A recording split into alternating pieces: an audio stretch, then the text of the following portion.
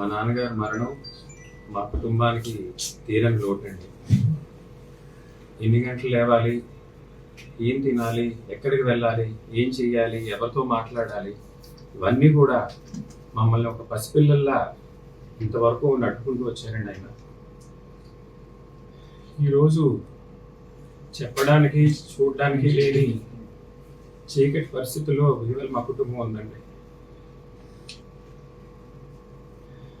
ఇంత బాధాకరమైన విషయంలో మీరందరూ తోడుండడం, కొంతమందికి ప్రత్యేకంగా కృతజ్ఞతలు చెప్పాలనే భావంతో ఈవేళ మీ ముందుకు రావడం జరిగిందండి.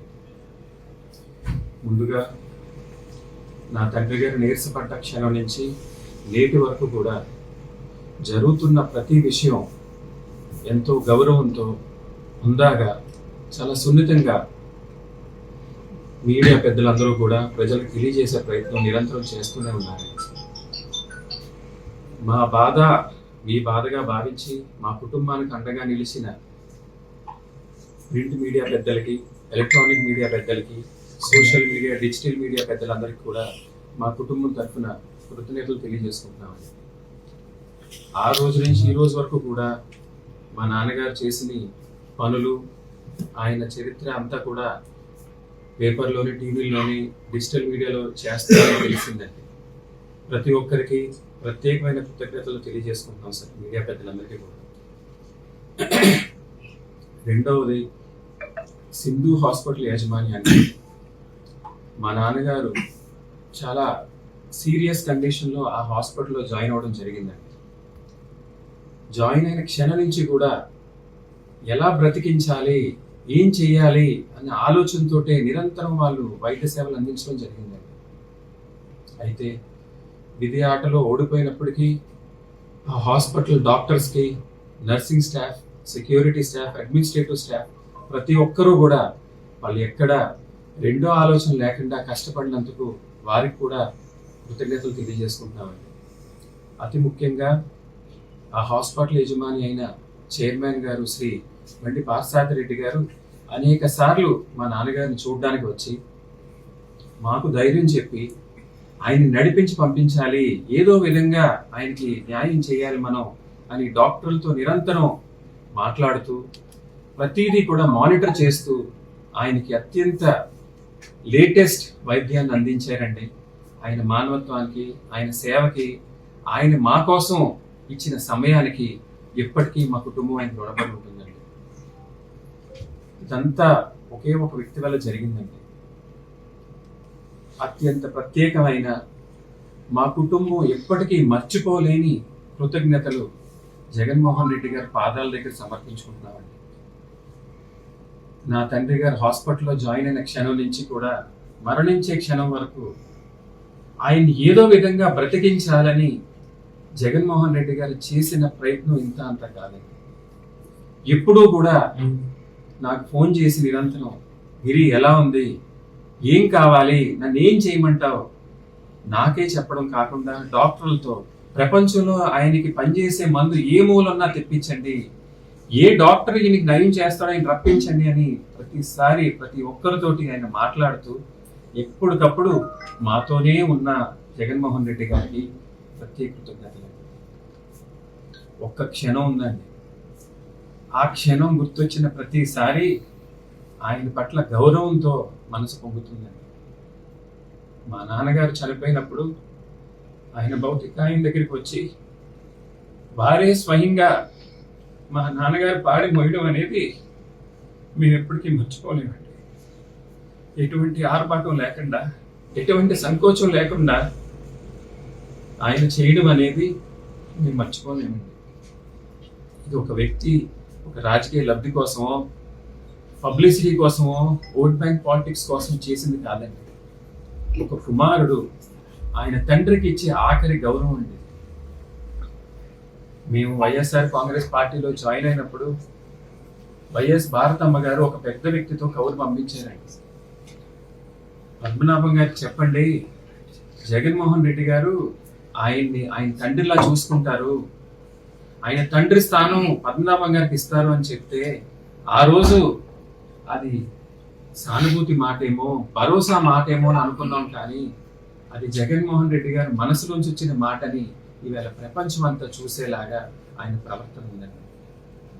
ఎన్ని జన్మలెత్తినా ఆయన రుణం మా కుటుంబ సభ్యులు ఎవ్వరూ కూడా తీర్చుకోలేమని మరొకసారి తెలియజేసుకుంటున్నానండి. మా నాన్నగారు మరణం వెంటనే మన రాష్ట్ర గవర్నర్ గారు, మన రాష్ట్ర ముఖ్యమంత్రి గారు, ఉప ముఖ్యమంత్రి గారు, తెలంగాణ రాష్ట్ర ముఖ్యమంత్రి గారు, ఉప ముఖ్యమంత్రి గారు, అలాగే అనేక మంత్రులు, ఎమ్మెల్యేలు, ఎంపీలు, పారిశ్రామికవేత్తలు ఎంతో మంది ఆయనకి సానుభూతిగా తెలిపి ఇంటికి వచ్చి ఘన నివాళులు అర్పించారండి. మందకృష్ణ మాదిగ గారు పెద్ద ఎత్తున తెలంగాణ నుంచి ఇక్కడ వరకు వచ్చి ఆయనకి సానుభూతి తెలపడం, ఎంతో మంది కార్యకర్తలు, అభిమానులు మా బాధ ఆయన బాధ వాళ్ళ బాధగా చూసుకుని మాకు ఎంతో ధైర్యాన్ని ఇచ్చిన ప్రతి ఒక్కరికి కూడా పేరు పేరున పాదాభివందనాలు చేసుకుంటున్నానండి. ఇంత కష్ట సమయంలో మా కుటుంబంతో నిలబడిన ప్రతి ఒక్కరిని కూడా ఎప్పటికీ మర్చిపోలేమని, మీరు చూపించిన ప్రేమ, గౌరవం మా కుటుంబం పట్ల ఎప్పటికీ మేము అందరం గుర్తుపెట్టుకుంటామని చివరిగా తెలియజేస్తున్నాను. కొన్ని విషయాలు చెప్పాలంటే, నాన్నగారు మరణం తర్వాత చేసిన ప్రతి కార్యక్రమం కూడా ఆయన చెప్పినట్టుగానే చేసాం తప్ప ఇందులో ఎటువంటి ఆలోచన, మా సొంత ఆలోచన, సొంత పెత్తనం ఎప్పుడూ లేదండి. ఆయన ఏమేమి ఆశయాలు ఇచ్చారో, ఏమి ఆచరణ ఇచ్చారో, నాకైతే ఏమి చెప్పారో ప్రతిదీ కూడా మా కుటుంబ సభ్యులందరూ కూడా అవే చేసుకుంటూ వచ్చాం తప్ప ఎక్కడా డీవియేట్ అవ్వలేదండి. మేము చేసింది ప్రతిదీ ఆయన ఆఖరిగా చెప్పిన ఆఖరి కోరికలే తప్ప రాజకీయంగా కానీ, సానుభూతి కోసం కానీ, పబ్లిసిటీ కోసం కానీ చేసిన పనులు కాదని ప్రజలందరూ గుర్తుపెట్టుకోవాలి. సార్, మీ సోదరి చిల్లమ్మ గారు వస్తే మీ నాన్నగారిని ఎందుకు చూడలేదు సార్? అయ్యా, నాన్నగారు మరణించే ముందు నాకు 5 విషయాలు చెప్పడం జరిగింది. మొదటిది, నన్ను కాల్చొద్దు, పాత పెట్టు, ఇంటిలోనే 8 అడుగులు పైగా లోతు తీసి అక్కడే పాత పెట్టు, మొదటిదండి. రెండవది, పెద్ద రోజు కానీ చిన్న రోజు కానీ చెయ్యొద్దు, నేను ఎక్కడికి వెళ్ళను, ఇక్కడే ఉంటాను, రెండవది చెప్పారండి. మూడవది, ఏ స్త్రీకైనా పెళ్ళయ్యాక తన భర్తే తన సర్వస్వం అయిపోతుంది. భర్త పోయిన ఆడది ఇప్పుడు దుఃఖంలో ఉంటుంది.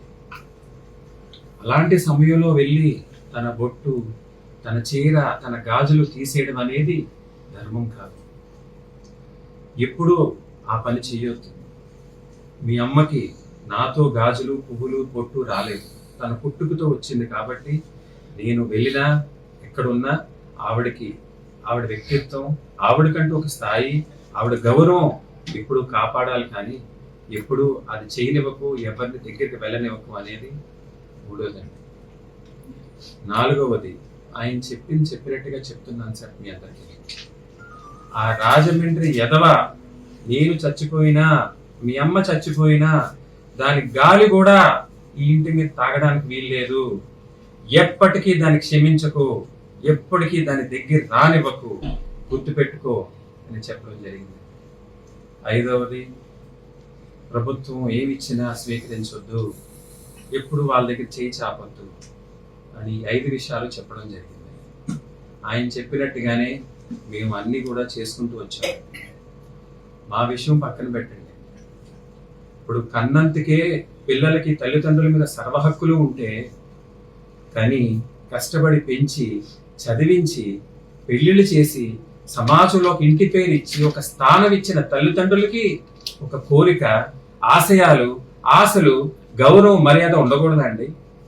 కేవలం కన్నందుకే పిల్లలకి సర్వహక్కులు తల్లిదండ్రుల మీద ఉంటాయా అండి? ఇంకా తల్లిదండ్రులకంటూ ఏవి గౌరవం, ప్రతిష్ట, మర్యాద ఏమి ఉండవా అండి? ఇంకా అవి కోరుకోకూడదండి తల్లిదండ్రులు? ఏ రోజైతే ఆ తల్లిదండ్రులు బాధపడ్డారో ఆ రోజే వాళ్ళ పిల్లలే కాదు, అది నేనన్నా ఎవరన్నా సరే. ఆ విషయంలో నా తండ్రి పడ్డ బాధ ఇంత అంతా కాదని. హార్ట్ అటాక్ వస్తుందంటే చేయడానికి ఒక టెస్ట్ ఉంది, ఫ్రాక్చర్ అయితే చూడడానికి ఒక స్కానింగ్ ఉంటుంది, క్యాన్సర్కి బ్లడ్ టెస్ట్లు ఉంటాయి, మానసిక క్షోభకి ఏ టెస్ట్ ఉండదండి. ఆ భగవంతుడు సాక్షిగా నా తండ్రి పడ్డ మానసిక క్షోభ ఇంత అంత కాదండి. ఎందుకంటే నా తండ్రికి చిన్న వయసులోనే తల్లి కోల్పోయారండి. యవ్వనం వయసులో తండ్రిని కోల్పోయారు. మా అన్నయ్య గారు పుట్టాక ఆ నాన్నగారి పేరు, ఆ మహాతల్లి పుట్టాక ఆయన తల్లిగారు పేరు పెట్టుకుని ఎంతో మురిసిపోయేవారట. ఆవిడ బాధపడితే ఆయన బాధపడేవారండి. ఆవిడ పాదానికి మట్టి అంటకూడదని స్కూలుకు కూడా పంపడం మానేశారండి. అందరికంటే ఎక్కువ దగ్గరగా చూసింది ఆవిడే నా తండ్రి. ఆయన గోరుముద్దలు తిని ఆయన చేతుల మీద పెరిగిన వ్యక్తి ఈ రోజు ఆయన 300 సంవత్సరాలుగా మా కుటుంబం పరువు ప్రతిష్ట దాచుకుంటున్న దాన్ని రోడ్డుకి ఈడిచి తండ్రిని అనరాని మాటలంటే ఏ తండ్రి భరించగలడండి? ఏ తండ్రి క్షమించగలడు అనేది ప్రజలందరూ ఆలోచించాలి. కూలి పని చేసుకుండే తల్లిదండ్రుల దగ్గర నుంచి ప్రధానమంత్రులు, అత్యంత కోటేశ్వరుల తల్లిదండ్రులకైనా ప్రతి ఒక్కరికి ఒక విలువలు ఉంటాయి, ఒక నమ్మకాలు ఉంటాయి, ఒక ప్రతిష్టలు ఉంటాయి ప్రతి కుటుంబానికి. అది దెబ్బ తీసిన నాడు ఆ పిల్లల్ని క్షమించకూడదండి, ఎప్పటికీ క్షమించకూడదండి వాళ్ళని.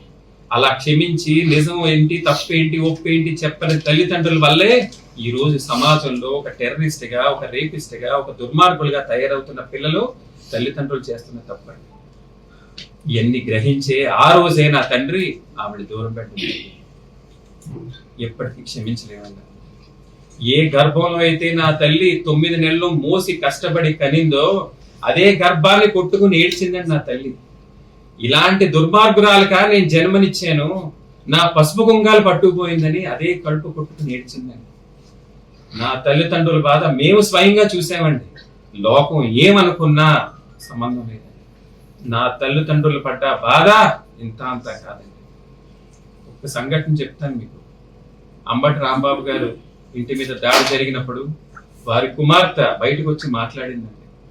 ఒకసారి చూశారు, రెండోసారి చూశారు, మూడోసారి చూసి పద్మ మా అమ్మగారితో అన్నారండి, పద్మ ప్రతి ఇంటికి అలాంటి కూతురు ఉండాలి పద్మ, తల్లిదండ్రుల పట్ల నిలబడే కూతురు ఉండాలి పద్మ, మనమేం పాపం చేసాం పద్మ అని నా తండ్రి మా అమ్మగారితో మాట్లాడి టీవీ కట్టి పడుకున్న సంఘటనలు మేము ఎన్నో దగ్గరికి ఉండి చూసాం. ఎప్పటికీ ఈవిడే కాదండి, తల్లిదండ్రులను బాధ పెట్టే ఎవరో కూడా క్షమించకూడదు. ప్రభుత్వ లాంఛనాల సమయంలో అంబటరావు అనుకున్నాక అంబటరావు గారు తీసుకెళ్ళి పూర్తి చేసేవారు. ప్రభుత్వ లాంఛనాలు ఆయన ఎప్పుడూ కోరుకోలేదండి.